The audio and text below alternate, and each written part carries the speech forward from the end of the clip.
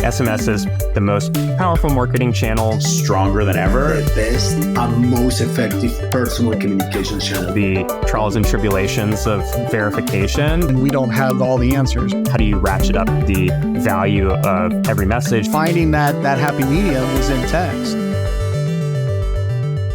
All right, welcome back. I am Zach Kunkel holding down the fort this week while Caitlin is in Barcelona for work. I know. I am jealous too. And I know someone else who's pretty jealous of that as well is our fantastic guest joining me, Mr. Gabe Goldstein, General Manager of SMS at Yotpo. How are you doing today, man? I'm good. I would be doing better if I were on a beach in Barcelona. Not that that's what they're doing necessarily. And one of my close colleagues is there with her, probably out to dinner right now. So we got the short end of the stick over here.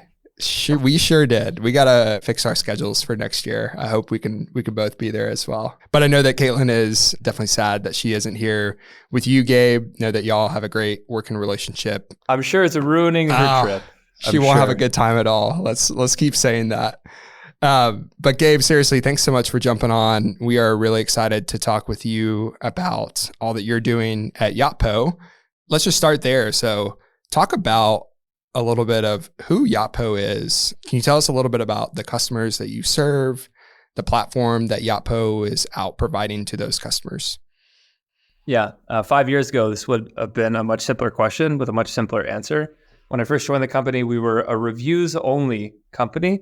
And over time, we've added a loyalty product. We've added SMS, email, subscriptions. So we've changed a lot over the years. At this point, we service e-commerce brands primarily in the Shopify ecosystem. And we're a retention marketing platform that offers a suite of solutions, all MarTech. And the solutions are oriented around creating the best customer experiences that bring customers back. So it's no mistake or coincidence that we rebranded recently as a retention marketing platform. A lot of our tools help brands retain their customers. But I like to think of what we do in terms of a customer journey. So if somebody lands on your website and they get to a PVP, they want to read the reviews because social proof is important to making a confident first purchase. So that's the first point of engagement with Yotpo, is engaging with reviews that were collected and are displayed by Yotpo. They make a purchase, they then get a follow-up text powered by Yotpo. So we have an SMS and email marketing platform. They either get a text or an email with an order confirmation. And then 2 weeks later, they get a review request over text. So that's a bit on the integration between the products. And then they're encouraged to join a loyalty program because it's the easiest way to increase repeat customer rate and gamify the shopper experience. And then eventually we push them down a funnel to become an active subscriber. So we touch all different phases of the customer journey, but everything at this point is oriented around creating experiences that bring customers back. Got it. It sounds like it's been a busy 5 years for Yotpo, exciting 5 years. Love the retention. I wasn't aware of the recent rebrand, but it makes a lot of sense because I've always heard it costs a lot more money to get a new customer than it does to get a repeat customer to buy again. So makes a ton of sense. As you have gone through this rebrand and as you've probably been talking a lot with customers about your products, your platforms, what are some of the trends that you're seeing in retail and e-commerce marketing right now as you continue to go to market and sell and win? Yeah, I would say first and foremost, probably not a secret, but a lot of brands are suffering in this macro environment. I think a lot of the brands that we work with and that are in the e-com space came of age during COVID. So it was a time of unrealistic or unsustainable traffic, unsustainable growth rates, unsustainable e-com sales. And now that things have normalized, I mean, e-com is still growing at a positive rate if you compare now to pre-COVID times. But I don't think a lot of brands built the right habits when they were coming of age during COVID. So it was very much a growth at all costs kind of era. And now that the market stabilized, CAC continues to increase and sales have slowed, brands are asking themselves how they can achieve profitable growth. So how does that materialize in strategy or what they're thinking about? One lane is if you've conditioned your customers to receiving discounts, how do you decondition them and have more of a value-based conversation? How do you not cheapen your offering to try to close the deal? It's something people are confronting, and that's why somebody would turn to our loyalty solution, right? It's a way of giving discounts without really giving discounts. You're only incentivizing if somebody repeat purchases or engages with your brand. And then for SMS and email, specifically in terms of profitable growth, we see a lot of brands scaling back their output. relying less on generic batch and blast campaigns, leaning into personalization and segmentation more, moving away from MMS, shortening the length of their texts, taking all kinds of cost-cutting measures to try to build more sustainable performance marketing channels. So it's been a really interesting time because I think that Yotpo has the product suite that brands need to achieve sustainable or profitable growth in this market. And now there's an appetite to learn more about how they can do that. So it's perfect timing for the rebrand and market conditions to come together to make Yotpo a really chief driver in helping brands survive this market.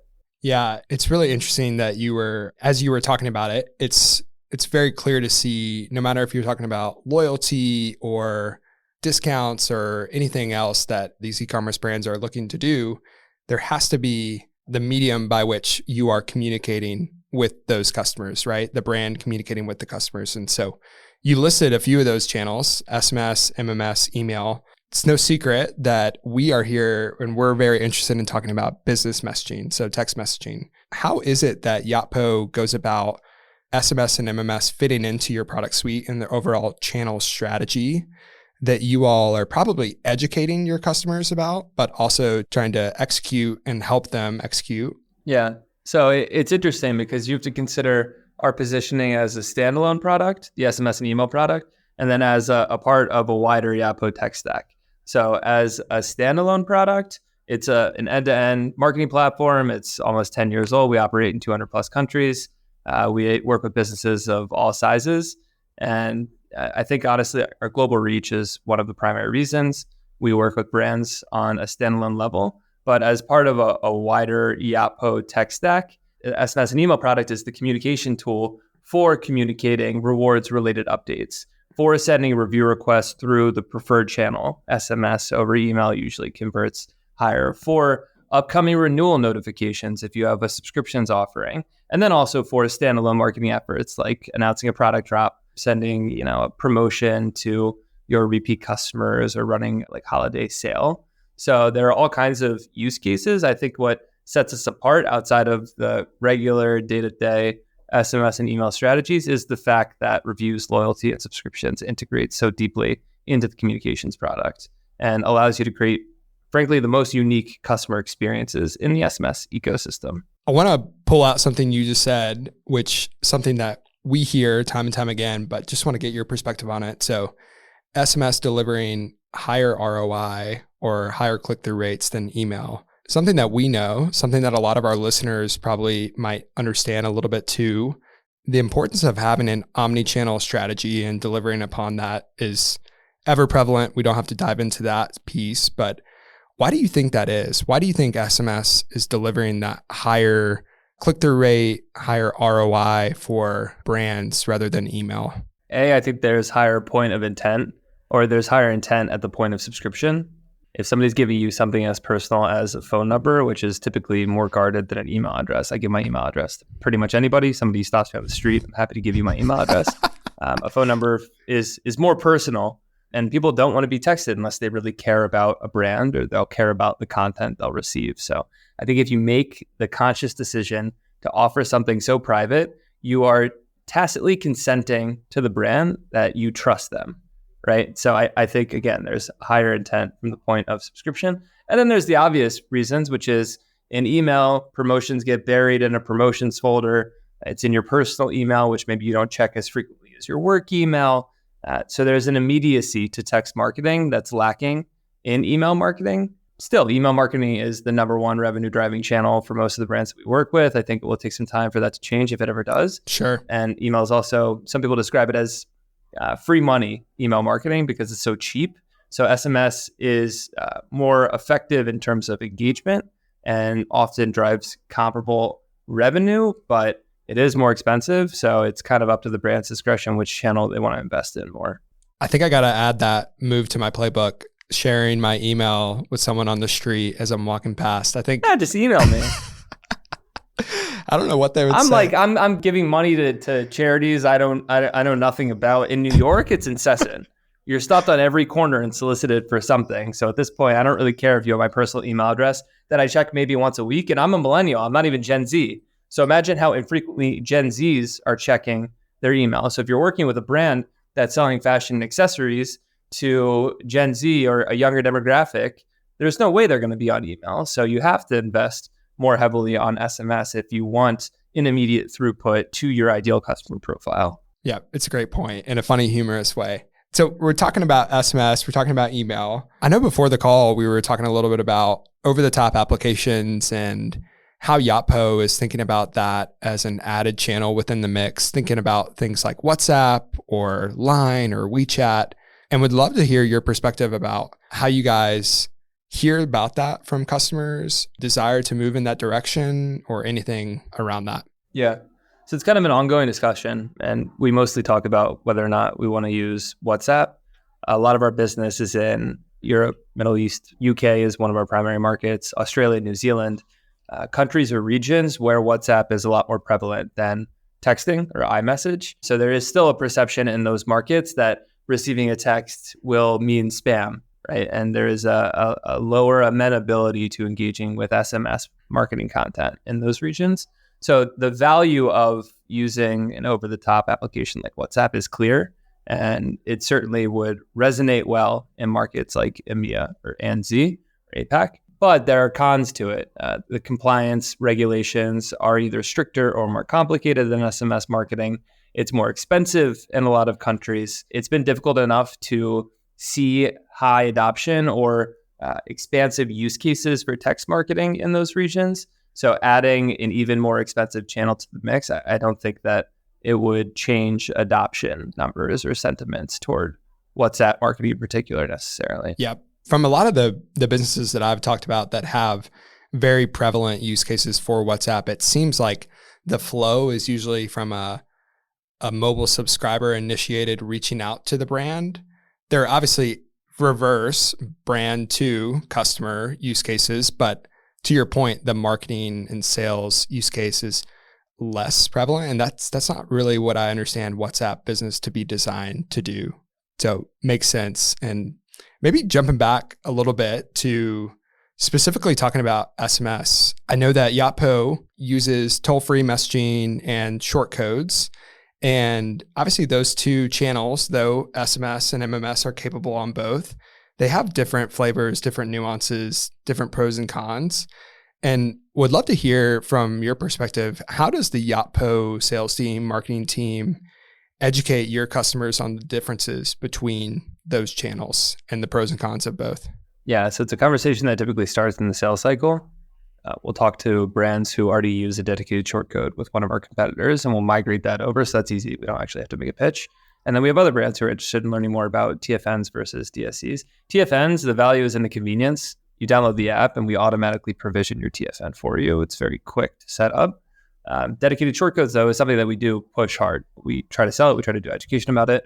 And we often position it as good for deliverability because it's a dedicated throughput that's separate from the majority of our traffic, which comes through TFNs. The second reason or the second value would be that it's good for branding. It's easier to remember a 5-digit phone number than it is a 10-digit phone number. Another value, and this is probably the biggest one, honestly, is a commercial value. So our margins are better on dedicated shortcodes versus toll-free numbers. So we are able to offer more competitive pricing to brands who are on DSCs. So we have a threshold of how low we can go on cost per message rates on toll-free number. But if you're willing to either pay for a dedicated shortcode yourself, or we'll procure one on your behalf in exchange for a usage commitment, then we're able to drop your rates to a more competitive place.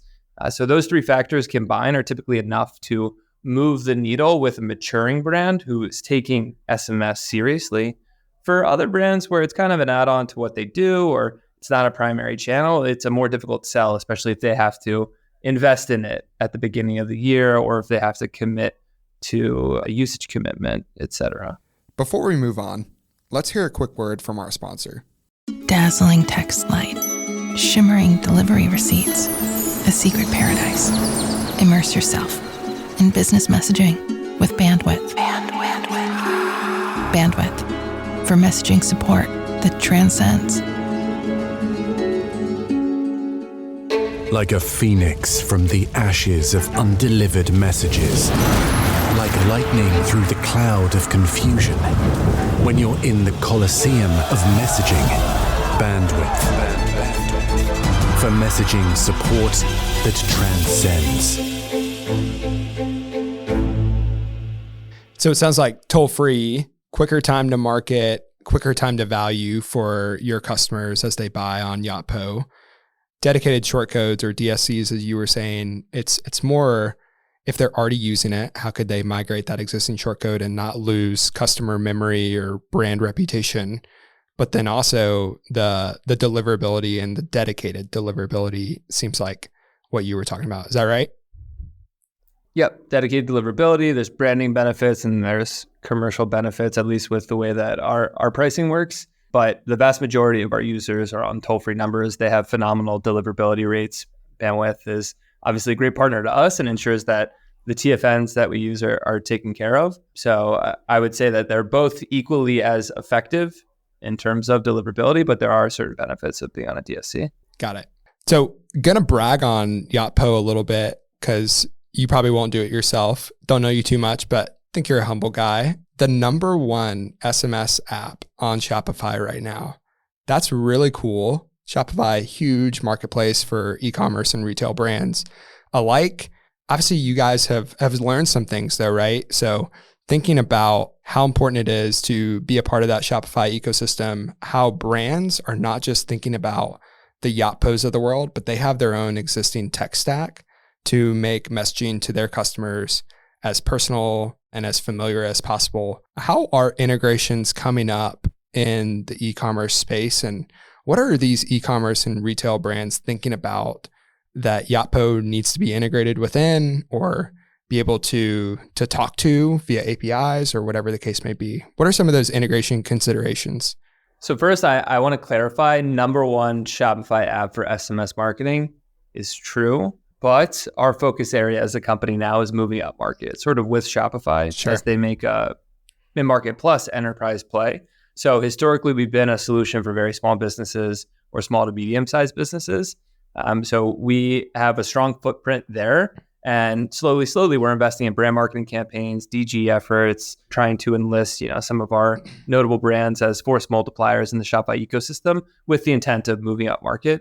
I mentioned at the beginning, but we enable some of the coolest experiences in e-commerce, and we know that will resonate with up-market brands. So yes, number one app on Shopify with a lot of room for growth and optimization, which hopefully will come throughout the year. But to answer your question on extensibility, really, extensibility is everything right now in the ecosystem. If your tool doesn't integrate with other valuable solutions, then you're at a disadvantage. People don't operate in silos anymore. So it's a big priority when customers come and talk to us. Honestly, that's the most natural entry point to having an SMS conversation with pre-existing reviews, loyalty, or subscriptions customers, right? Is that, hey, those solutions are disconnected from your SMS efforts. Why don't you consolidate with Yotpo to unlock these really unique customer journeys or micro journeys that you can only create with us? So there's the intra Yotpo, I guess you would put it like intra Yotpo. Yeah, more like consolidation of those platforms within Yotpo. Yep. Exactly. There's that, but you need to integrate with 3PLs, with data warehouses, with, after ship, after pay. There's all kinds of companies popping up. I feel like every day somebody and their mother is developing a new app for the Shopify App Store. So we have to constantly think about how we integrate with the rest of the ecosystem. We've developed, I think it's at this point, 30 new integrations in the last 2 months, native integrations, so supported by both companies. And then we've also worked hard on general extensibility through API calls. So you can pass any custom attribute into the SMS and email marketing platform, either to trigger flows or to pull in as short codes of flow content or campaign content. You can use those data points for segmentation, for campaign targeting. So we have made the app extensible both with native integrations, but also in allowing you to push pretty much any attribute into our segmentation engine. And I will tell you that it's an SMS focused podcast, and that's my purview. But honestly, a lot of this velocity in integrating with the rest of the ecosystem is coming from our email priorities and our email roadmap, because you can get away with not having the most extensible product in SMS. With email, you cannot. And we want to capture market share from the big players like Klaviyo, like MailChimp, others who have been around for 10 years and been building integrations at a much larger scale than we have. So we're trying to catch up to our ESP competition so that we can reach relative parity, and the SMS side of the tracks benefits, of course. What's really interesting is talking with you, I am positive that I've probably interacted with a brand that Yotpo serves. It's really intuitive for me to think about very relevant for me. Just by You're wearing one. I am. You're wearing one. Patagonia. Come on. Yes, sir. And we have my wife and I have a 2-year-old son at home. We're constantly buying like clothes for him, Little Sleepies, other brands that I can't even remember, but really intuitive for me to understand like the software and the platform that you guys are helping these brands deploy. Also really easy for me to think about some of the trends that you were talking about at the beginning.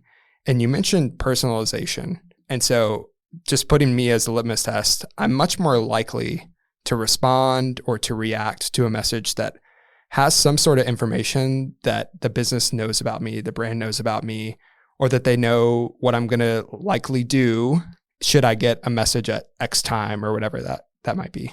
How is Yotpo thinking about personalization? It kind of probably bleeds into the conversation we were just having about integrations, because the data piece, you got to have data from other sources to make it personal. But how is that personalization journey for Yotpo? How is that going?